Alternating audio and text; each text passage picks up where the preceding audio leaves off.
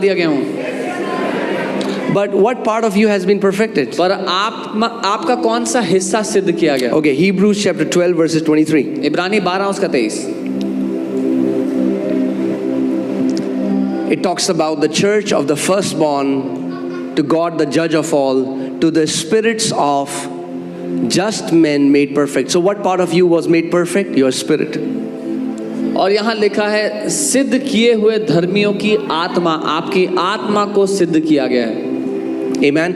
In salvation, उद्धार में nothing changed in your body, आपके शरीर में कुछ नहीं बदला, nothing changed in your soul. आपके प्राण में कुछ नहीं बदला, In your spirit, आपकी आत्मा में you have been made perfect. आप सिद्ध बना दिए गए। Amen. But the problem is your conscience पर दिक्कत है आपका still condemns you. आपका विवेक अभी भी आपको कोसता है। And that's why the Lord had to shed his blood. और इसीलिए प्रभु को अपना लहू बहाना था। The blood deals with the unbelieving conscience. वो जो लहू है वो अविश्वासी विवेक का समाधान। In your spirit man, आपकी आत्मा में you are one with God. आप परमेश्वर के साथ एक हो गए हो। Have you heard people say, I feel very far from Jesus? किसी को कहते हो सुना मैं यीशु से बहुत दूर महसूस कर रहा हूँ। Yeah.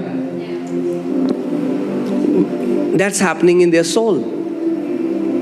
वो उनके प्राण में हो रहा है, That's happening in their thoughts. उनके विचारों में वो हो रहा है। But in the spirit, पर आत्मा में they are one with Christ. वो मसीह के साथ एक हैं। I told you, for a new creation man, separation is an illusion. मैंने आपको बताया था एक नया जन्म पाए विश्वासी के लिए परमेश्वर से अलगाव एक भुलेखा जैसा है। You are united in your spirit with the Lord. आप परमेश्वर के साथ एक हो चुके हो अपनी आत्मा You में। cannot be separated. आप उससे अलग नहीं किए जा सकते हो। And that's why our minds have to be renewed to what has already happened to our spirit. और इसलिए हमारे मनों का नया होना जरूरी है कि हमारी आत्मा के साथ क्या हो गया है। Amen. आमीन। So your spirit has been made perfect. आपकी आत्मा सिद्ध बना दी गई। Not only your spirit has been made perfect, the Bible says God has put a seal of the Holy Spirit upon your spirit. सिर्फ सिद्ध ही नहीं बनाई गई, आपकी आत्मा पर पवित्र आत्मा की छाप लग गई। So no defilement can enter your spirit. तो कोई भी भ्रष्टता, कोई भी गंदगी आपकी आत्मा में प्रवेश नहीं कर सकती है। Amen. Every defilement, every contamination that enters, it enters either our body in the form of sickness or in our soul. कोई भी भ्रष्टता, कोई भी गंदगी या तो हमारे शरीर में प्रवेश करने का प्रयास करती है बीमारी के रूप में या फिर प्राण में। Amen. And you know what sin is to our soul, sickness is to our body. जो पाप हमारे प्राण के लिए है वही बीमारी हमारे शरीर के लिए है। Are you guys with me? मेरे साथ हैं? And the Lord wants us to walk in dominion. और प्रभु चाहता है कि हम प्रभुता में जिएं। Lord wants us to walk in dominion. प्रभु चाहता है कि हम प्रभुता में जिएं। Use that ring. उस अंगूठी का इस्तेमाल Use that authority. उस अधिकार का इस्तेमाल करें। Psalm 110, I'll read verses 1 and 2. भजन 110 में 1 और 2 पढ़ूंगा उसका। It says, the Lord said to my Lord, sit at my right hand till I make your enemies your footstool.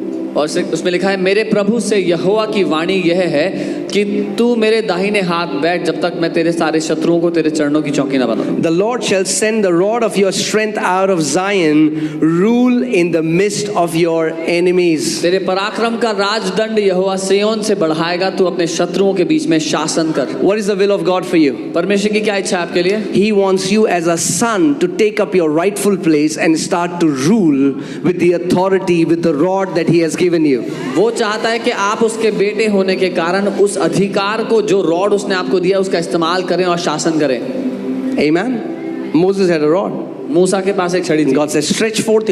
You know, when Moses, when Pharaoh with his army, they were following Moses and all the Israelites. जब फिरौन और उसकी सेना इजरायलियों के पीछे आ रही थी, Moses के पीछे आ रही थी, And they came to a place and there is now this Red Sea. वो एक ऐसी जगह पहुंच गए जहां पर आगे लाल समुद्र है।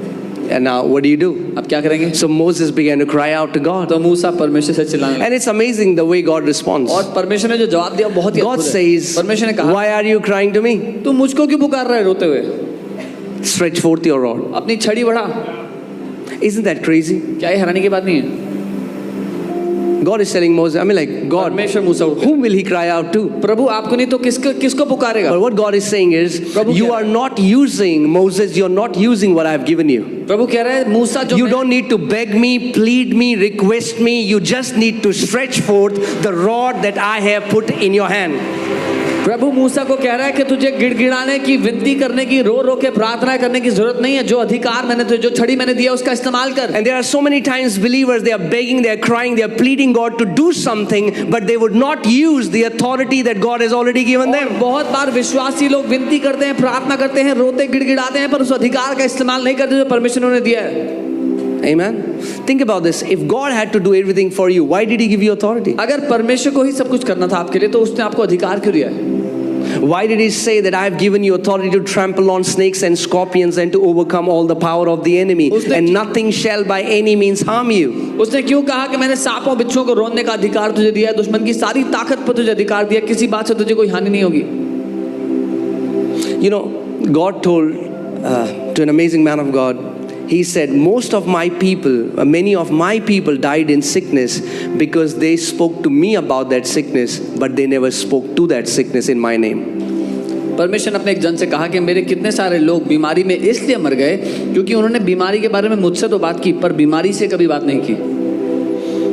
A life of victory is impossible with a closed mouth. एक जय का जीवन असंभव है अगर मुंह बंद है तो। You know, the main thing that stops us to walk in dominion and to rule and reign is